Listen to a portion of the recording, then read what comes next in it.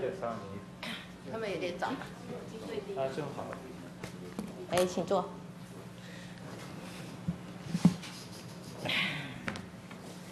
现在已经。Good evening, Dr. Tsai. Hi, how are you? Good morning to all of you. Dr. Tsai, I want to report to you, you have a very large and eager audience here awaiting your comments. And I have the honor of doing the introduction. And I'd have to say, I don't imagine that any president of any country has ever been so well prepared for the presidency as your good self. Doctorate from the London School of Economics, worked in the National Security Council, worked in trade, worked in Mainland Affairs Council, now deeply involved in DPP politics since 2004, and someone in whom the United States, successive administrations have had full confidence in to steward and to marshal the U.S.-ROC relationship in absolutely the right direction. And I think everyone here joins me, Dr. Tsai, in congratulating you on a marvelous round of diplomacy recently.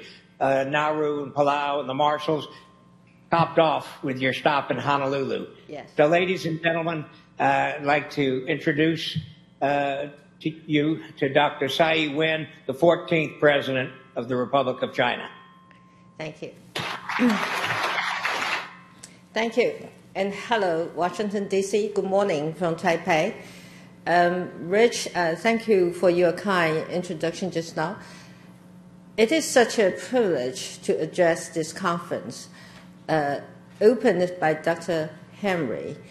I want to thank CSIS, the Brookings Institution, and Wilson Center, as well as Bonnie, Richard, and Abe for organizing this event. It is a pleasure to see many friends of Taiwan, including Michael Green and Chairman Jim Moriarty, in the audience. Here in Taipei, the clock will soon turn to April the 10th. On this day, 40 years ago, the Taiwan Relations Act was enacted, opening a new chapter in Taiwan-U.S. relations. The momentous event that led to the swift passage of the TRA 40 years ago marked a difficult time in Taiwan's history. Many, both in the United States and here in Taiwan, were not optimistic about Taiwan's future or not clear as to whether the future could remain distinct from that of across the strait. Few could have imagined that the foresights and friendships shown by the drafters of the TRA would eventually allow this relationship to blossom again, this time based on our shared values. And few could have imagined that Taiwan-U.S. partnership would become stronger than ever and a force for good across the world. With the U.S. Congress steadfast support, the enactment of the TRA set up the guiding principles defining how the U.S. engages with Taiwan and honors our past agreements. The TRA also established the American Institute in Taiwan. Today, there is no question that AIT, which is about to move into its new home in Neihu, has withstood the test of time. By insisting on language that assures Taiwan's security, Congress made sure that Taiwan would survive its darkest hour and have the opportunity to transform itself into the free society and robust democracy we are today. What the TI also reflects is the United States' commitment to our shared interests of peace, security, and stability in the Pacific. It has supported Taiwan's development of the defense capabilities that we need in order to resist any form of coercion. And this commitment and support has been honored by successive administrations and the U.S. Congress. It featured prominently in March in 1996, when the Clinton administration sent 2 aircraft carriers to sail through the water near Taiwan to stop China's attempt to disrupt Taiwan's first direct presidential election. At that historical moment, the U.S. stood with Taiwan, showing the world its commitment to our shared democratic values. And the people of Taiwan responded in kind, showing the world our resolve to exercise our right to vote, a fundamental democratic process, proving that we were capable of joining a global community of free and democratic nations. So in 1996, our democracy took a big step forward, and 20 years later, Taiwan is one of the freest countries in the world, and the people of Taiwan elected their first female president. With the benefit of hindsight, from 40 years of experience, I trust that everyone here today agrees that the TRA has helped create a force for good and lay the foundation for Taiwan to become a beacon of democracy in the world. Taiwan survived the challenges posed to us by history. We were not defeated. We are an island of resilience, and we have been working tirelessly to contribute to a brighter tomorrow for our region and the world as well. Today, at this conference, we commemorate the achievement of the TRA, but we should also recommit ourselves to our shared values and common sense of purpose. Foremost among them is ensuring that our global partnerships remain strong, particularly the special bond between Taiwan and the United States. Over the past 3 years, we have made significant progress in advancing this relationship.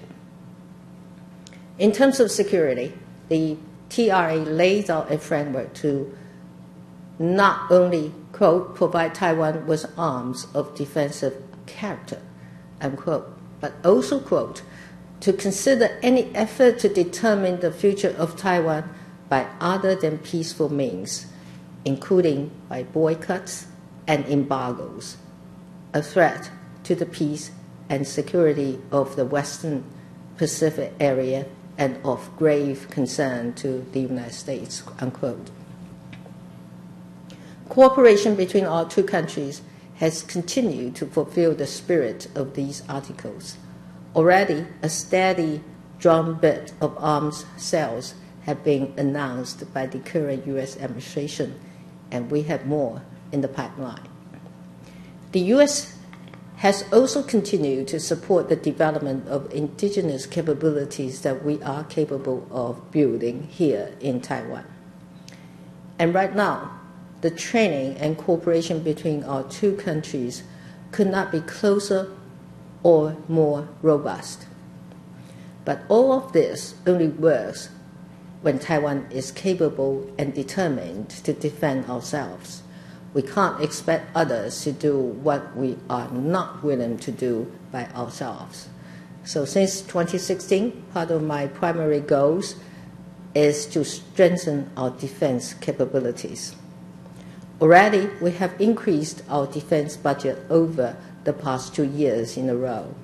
These funds will go into strategies, techniques, and capabilities that make our fighting force more nimble, agile, and survivable. These ideas are encompassed by the overall defense concept, which has my support 100%. We are making these investments not because we pursue confrontation.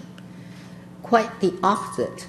Our intention is to uphold the spirit of the Taiwan Relations Act and provide for lasting peace across the Taiwan Strait.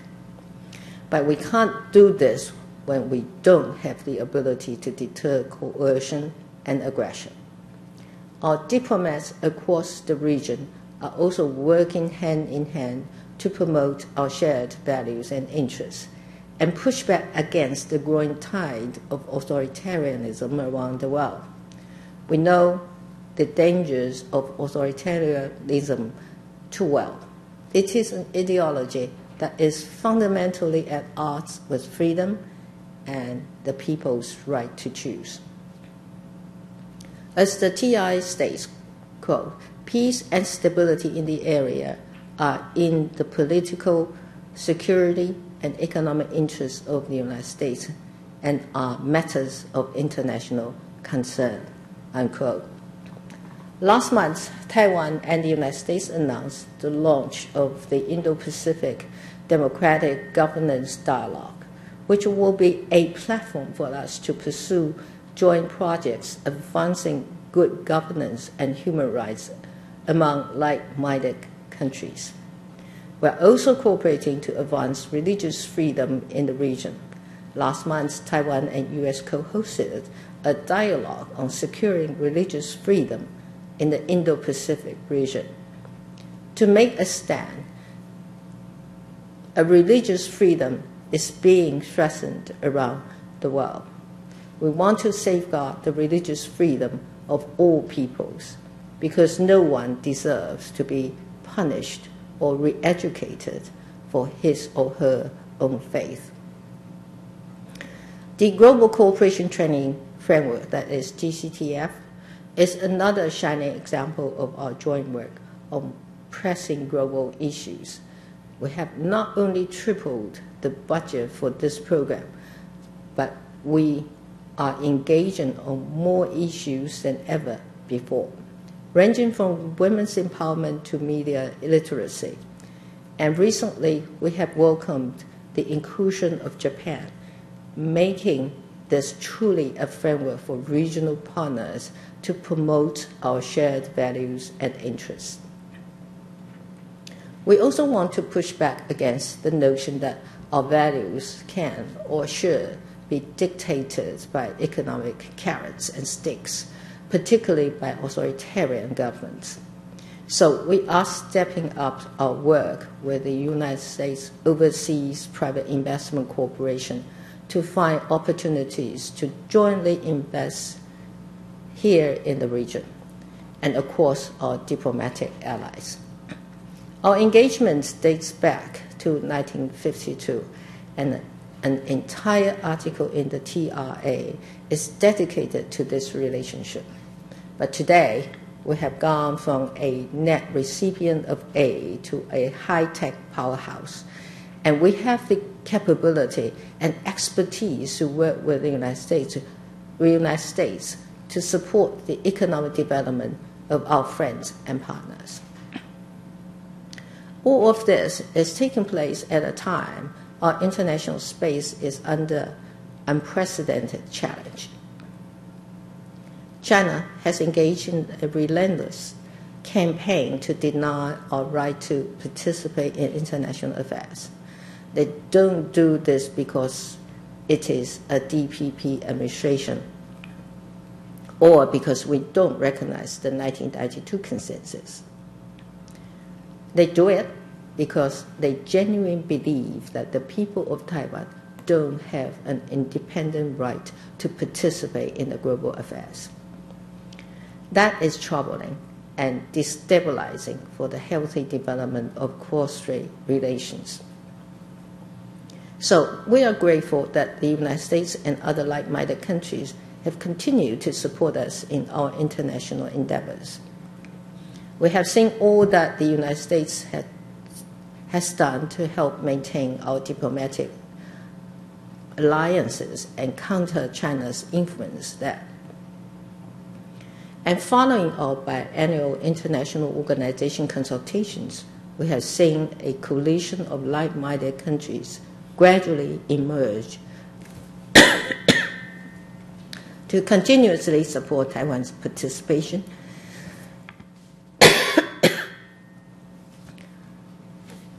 Sorry.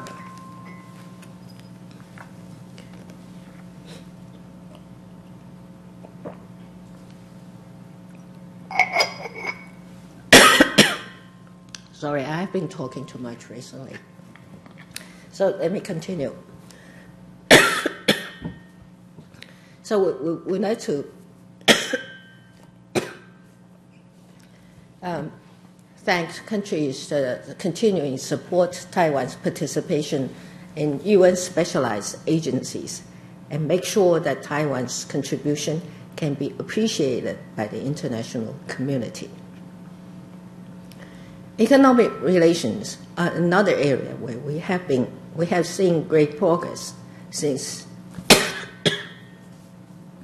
the passage of the TRA. Today, Taiwan, a country of 23 million people, is the United States' 11th largest trading partner. It's a complementary relationship, not a competitive one. And trade has continued to increase significantly. Our global enterprises are investing in and procuring from the United States at a rate that few people in the time of passage of the TRA could have imagined. And vice versa, as major U.S. technology giants, including Google, Microsoft, Amazon, and IBM expand their presence in Taiwan over the past year. Despite these positive developments, we see potential to do more, which is why I have made clear our intention to engage in a bilateral trade agreement with the United States. We have the potential to work together in crafting an agreement that is based on our values and ideals, which can be used as a model for the rest of the Indo-Pacific region. The Taiwan Relations Act envisioned a relationship in which our shared interests could be protected, and it provided a framework where one day we could defend our shared values. In today's world of increasing complexity and challenge, this has been more necessary than ever before. One thing that we learned from the previous century is that the forward marching of democracy is not a given. Even as we speak, forces working against freedom and democracy are becoming more active around the world. For while we measure progress in terms of freedom and individual liberty, the metrics they use are fear and control, both at home and abroad. In fact, less than 2 weeks ago, China's PLA sent 2 fighter jets across the median line of Taiwan Strait, breaking a tacit agreement that has served the interests of peace and stability over the past 2 decades.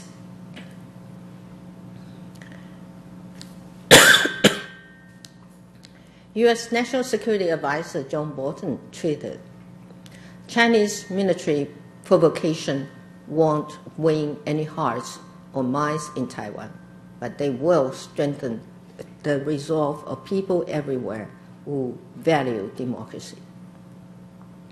The Taiwan Relations Act and our commitments are clear. Unquote. We could not agree more.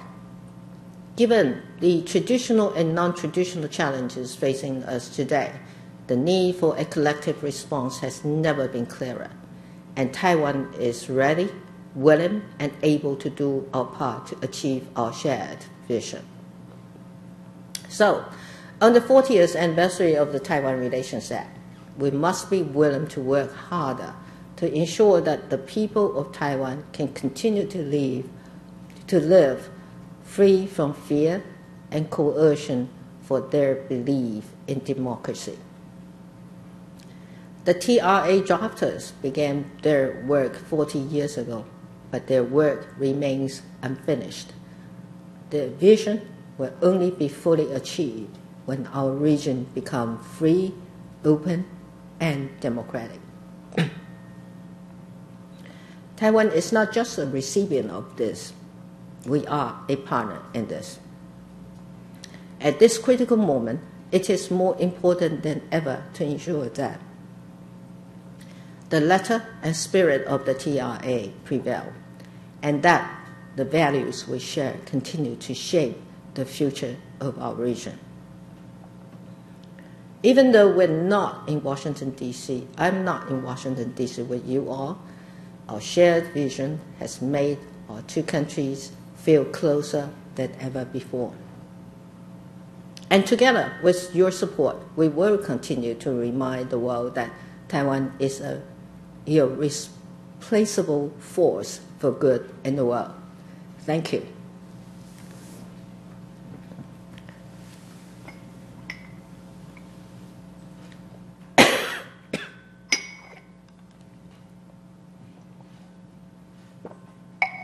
We who thank you.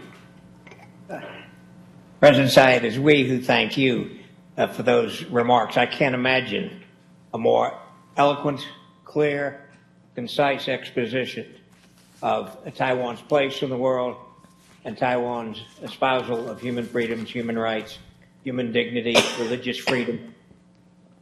And your reminder at the end, Dr. Tsai, that democracy is not itself an endpoint. It's a journey. It is one that does not fall on deaf ears here.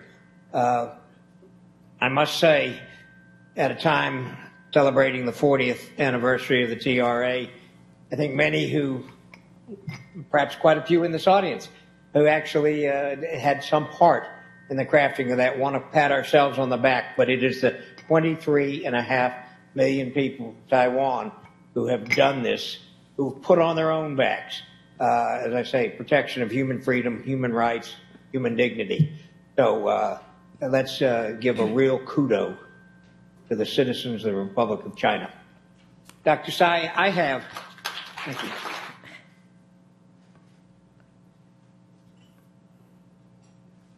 Dr. Tsai, I have the duty and the honor of asking you the first question. So the question, Dr. Tsai, would be this. If you could clap your hands and make a wish and could change something or have something different in the U.S. ROC relationship and politically doable, what would that wish be? What would that thing be? Oh, what I'm going to say is absolutely politically doable. But first, I would like to thank Rich for asking this great question. Well, the people of Taiwan take great pride in our democracy. It's the only system of governance our young generation has ever known. The people of Taiwan are deeply committed to protecting this system against all threats, particularly from across the strait. But it's true that our democratic way of life is under unprecedented challenge. Using economic incentives, control over sources of information, and political subversion, China's objective is to divide our society, erode trust in public institutions, and make people question our traditional alliances. The United States, together with other like-minded countries, can help.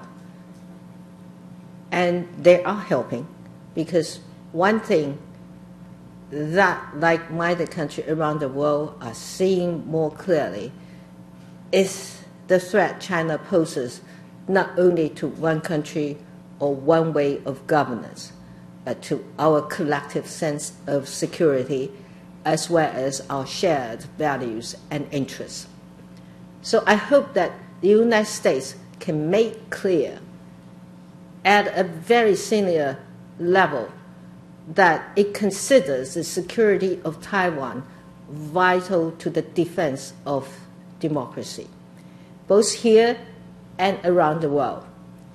And similarly, that it considers any threat to degrade Taiwan's freedom, democracy, and our way of life of critical concern to the United States.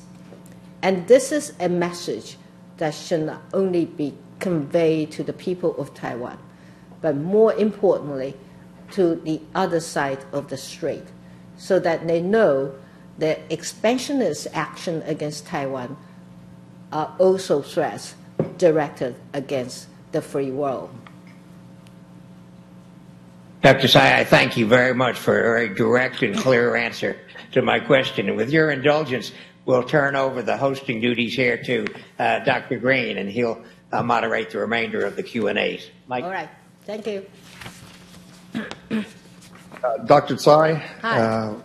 welcome to CSIS virtually. Thank you. The weather outside is just lovely today. The audience in this large room is full of people on both sides of the aisle and 7 administrations who've strengthened our cooperation and friendship since 1979. I see a new generation of students and journalists here who will take us into the future. I see friends from Japan, from Australia.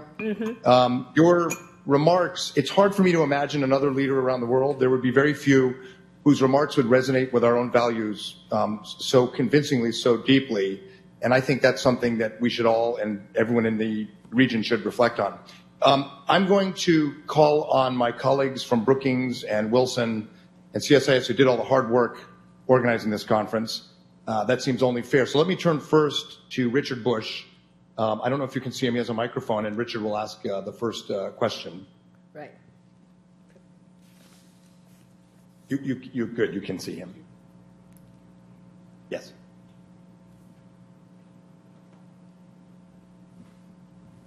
Dr. Tsai, thank you very much for taking the time to be with us today. Thank you for your inspiring remarks.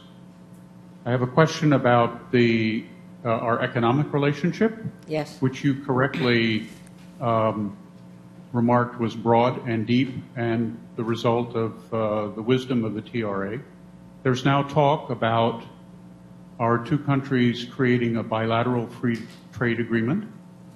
I wonder if you could offer your thoughts about why it would be in America's interest to begin negotiations on such an agreement. Thank you. Thank you. I think economic security is national security, and President Trump has been clear that he believes this is true for the United States. We could not agree more, and we believe Taiwan is part of that. First, Taiwan has a very real capacity to expand our economic relationship with the United States. Our economies, the economies of ours and the U.S. economies are complementary to each other and not competitive to each other. It is a mutually beneficial economic relationship. And we have the potential to work together in crafting a trade agreement that can become a model for the rest of Indo-Pacific region. And it goes without saying that by entering into a BTA, that is bilateral trade agreement, with the United States, we open the door for other possibilities down the road. Second, Taiwan's economic diversification is related to whether we can remain a free and open society and continue playing a critical role in the heart of the first island chain. China's influence campaigns are primarily undertaken using economic actors. By aligning ourselves with the United States and other free market countries, we can reduce our economic reliance on China and their capacity to interfere in our media, politics, and security. Third, Taiwan is a crucial link in the global high-tech supply chain, which the United States and other like-minded countries are looking at more closely in terms of its integrity and data security. It's particularly relevant as we look at the case of Huawei and the scramble for control over the future 5G networks. We need to shape the flow of this supply chain so that critical technologies, infrastructures, and assets do not fall into the wrong hands. Last but not the least, such an agreement gives us the opportunity to re-examine our trading relationship and think creatively about resolving long-standing trade disputes. I think the Trump administration has shown it has the capacity to be creative when it comes to trade, and I hope they can apply the same principle when it comes to discussions with Taiwan. Thank you. The next question is from Abe Denmark from the Wilson Center.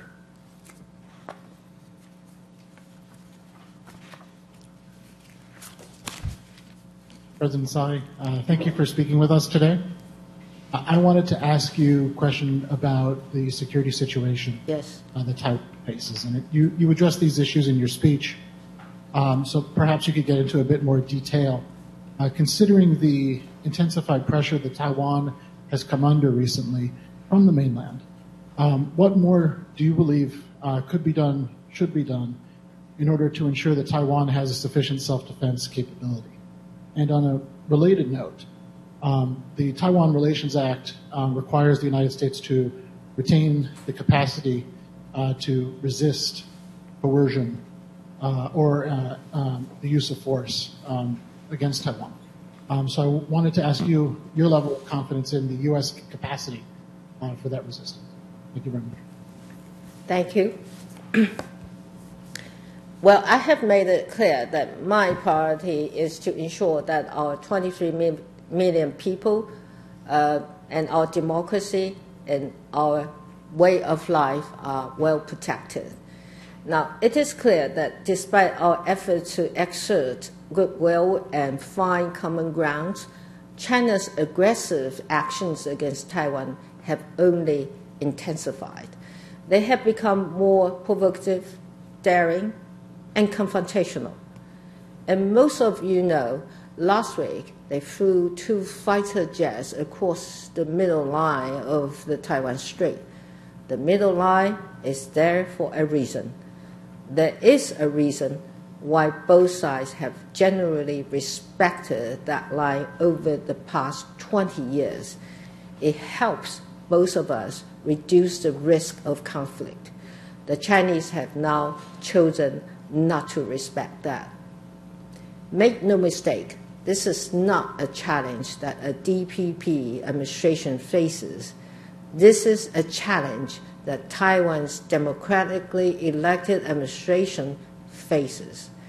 It is a challenge to our democracy, our freedom and way of life, and we must be capable of standing up against that. We'll continue to increase our defense budget. We will focus on funding the capabilities we need under the overall defense concept. I am committed to ODC, which will make our armed forces smarter, more nimble, and survivable. We will continue to leverage our industrial capabilities to build new defense articles. That includes submarines, and we just completed the first phase last month. We expect that the IDS will be operational by 2024. And for items we can't build ourselves, we will continue to seek arms sales from the United States as consistent with the Taiwan Relations Act. We will continue to build up our military morale and ensure that our men and women in uniform have the respect, support, and confidence they need to do their job. We do all this not because we want confrontation.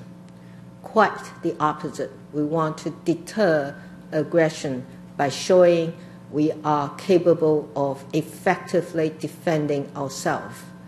This is what it will take to maintain peace and stability across the Taiwan Strait. On your second question, the capacity you made reference to is enshrined in the Taiwan Relations Act.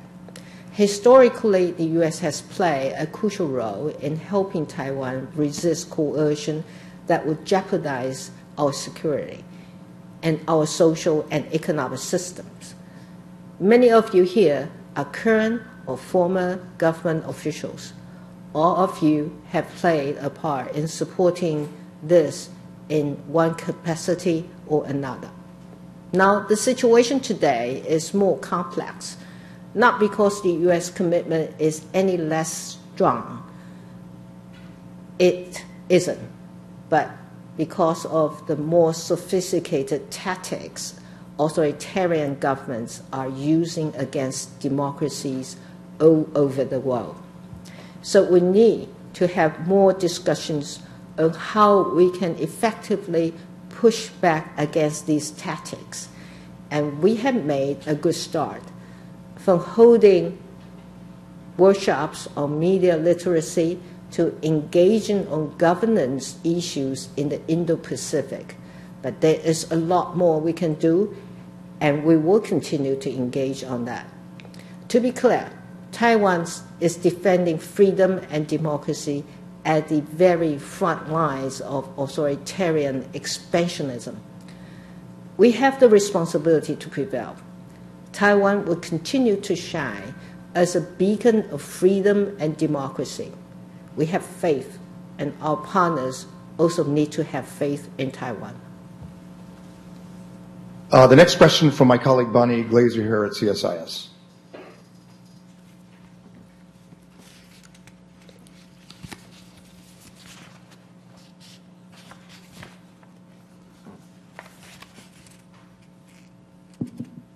Hello, Madam President. Very good to see you. Yes, so nice to see you. I hope that your messages today are heard widely throughout Taiwan, the United States, and also in China, because they're very, very important.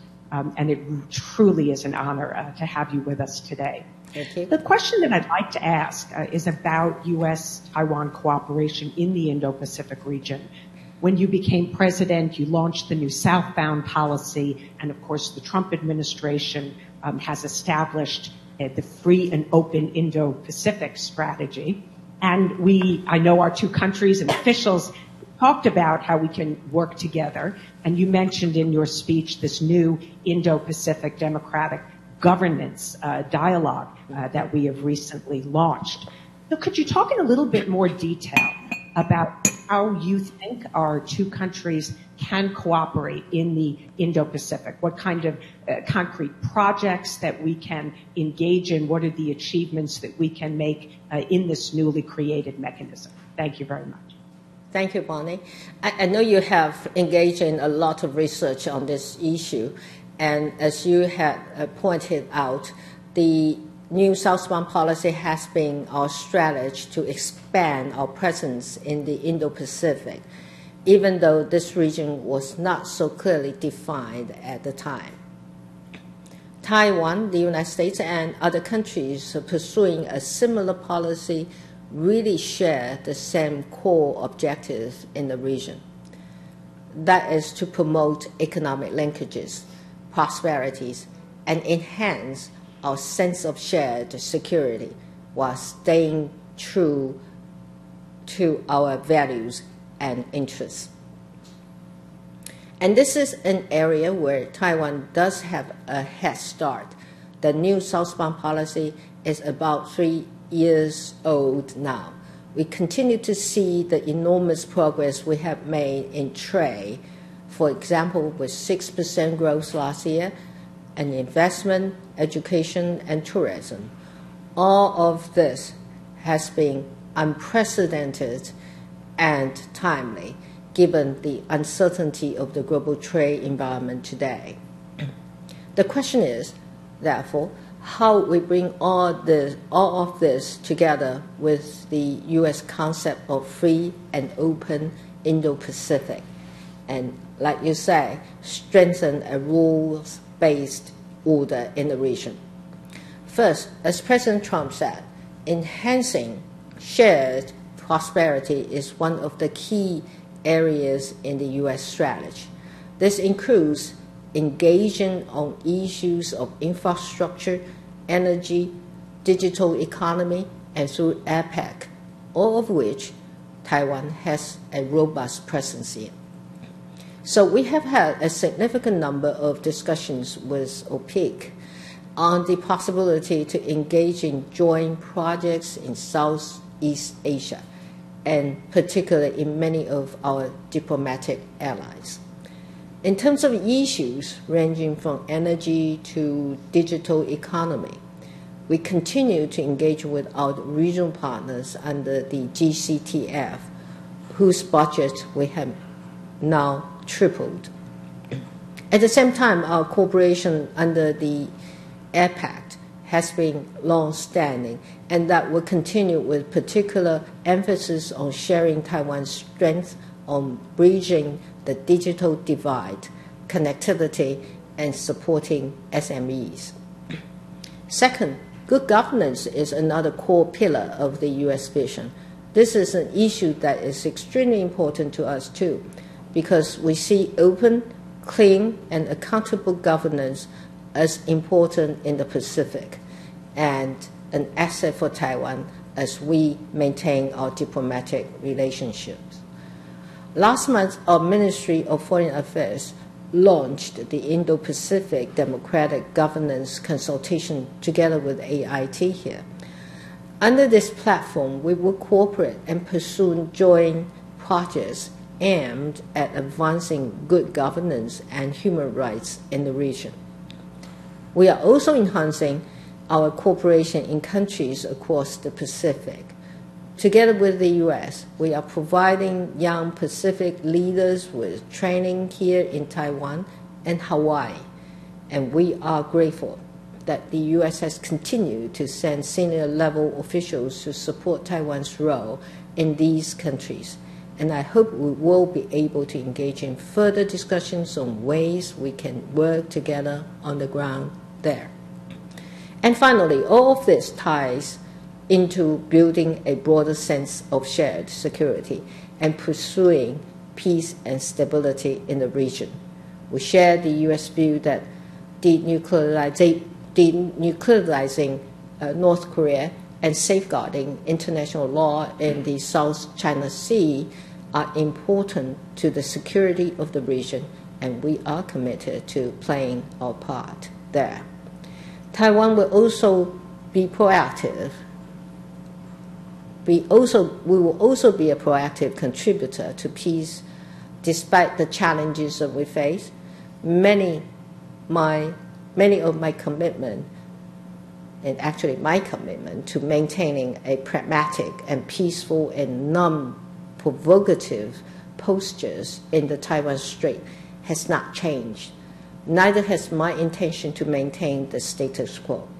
That is a promise I will continue to keep towards the international community. So overall, I would like to say that in terms of working together in the Indo-Pacific, we have come a long way. Taiwan is a full partner to the free and open Indo-Pacific strategy, and we are now working hand in hand to defend a rule-based region based on our shared values and interests. Thank you. I'm going to ask the last question, if I may, President Sure. Tsai. You've described to us today in very urgent and very compelling terms the challenges Taiwan faces on the front lines of freedom and democracy, pressured by military aircraft in cyberspace, in outer space, in society and information. The partner who's probably most important to Taiwan in this endeavor after the U.S. would be Japan. Sharing all the same values, all the same concerns, led by Shinzo Abe, who is possibly the most pro-Taiwan, the best friend Taiwan has had in Tokyo in many, many decades.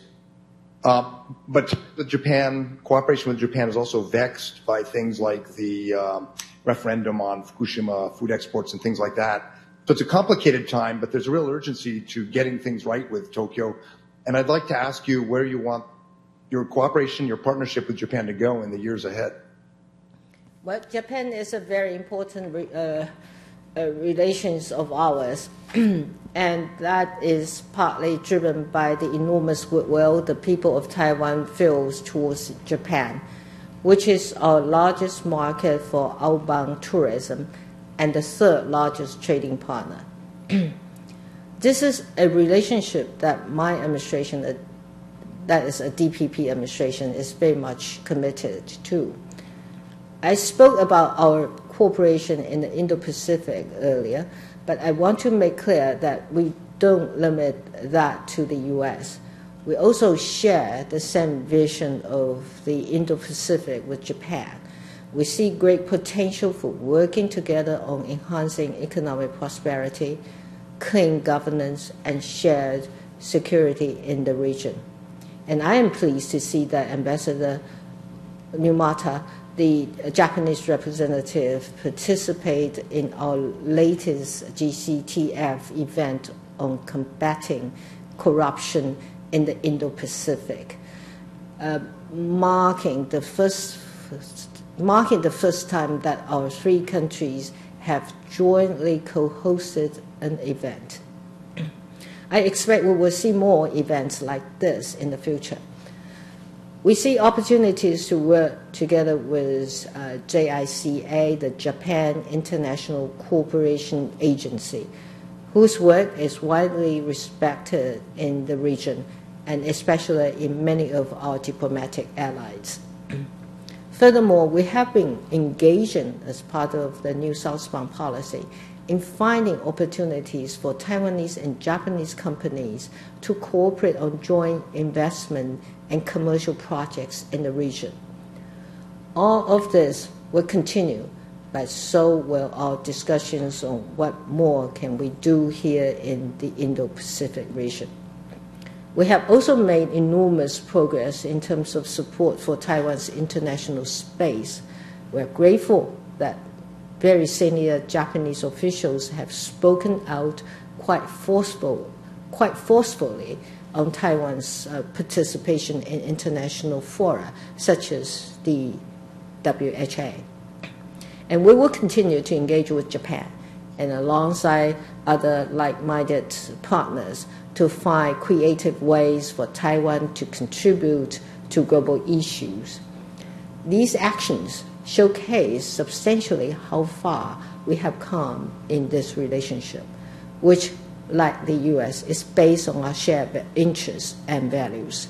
And I expect we will continue to see this relationship evolve, reflecting the high degree of trust and friendship between the two sides. Thank you. So, President Tsai, this is a wonderful opportunity for us. The technology has worked extremely well. It's been clear. Your message to this audience and to the United States has been even clearer. Some lament that technology is being used primarily by authoritarian states to close civil society space, but I think today we've shown that technology can also be the friend of democracy, and you've taken full advantage of that, and it's been a great honor for us. I'd like to invite you to give us your closing remarks before we take our own coffee break here in Washington. Thank you.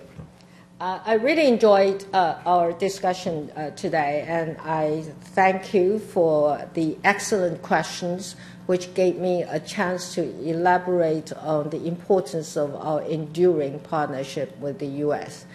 and Taiwan's role in the Indo-Pacific region.